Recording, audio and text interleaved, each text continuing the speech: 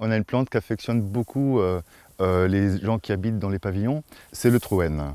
Et il peut servir de haie, il se taille à souhait et il fait une superbe barrière végétale autour des maisons. Là, il est à l'état sauvage, donc on voit qu'il est complètement différent, il n'est pas taillé, il n'est pas contraint, et ça devient un bel arbuste qui fait des fruits noirs que nous pourrions récolter.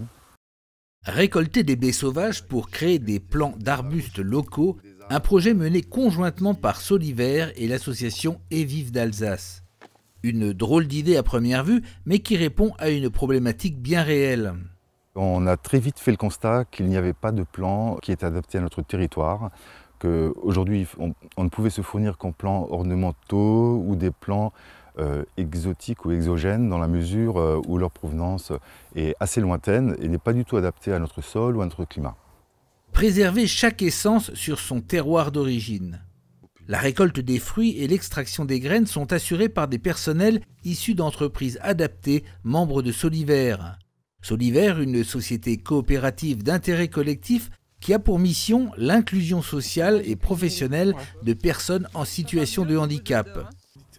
Ça change un petit peu par rapport aux autres travaux. On apprend de nouvelles compétences et on sera amené à développer peut-être un jour ces nouvelles compétences. L'extraction des graines est encore artisanale. Les graines obtenues sont cultivées par un pépiniériste partenaire du Sungo. Les premiers plants seront commercialisés en 2015. Des plants un peu plus chers, mais qui répondent à une forte demande des aménageurs et des collectivités locales soucieuses de conserver un écosystème cohérent. Pour Soliver, cette nouvelle activité repose entièrement sur les 3 piliers du développement durable. Il y a une volonté de développer une filière économique à part entière. Une filière économique, certes, mais une filière économique qui a aussi une vocation environnementale importante.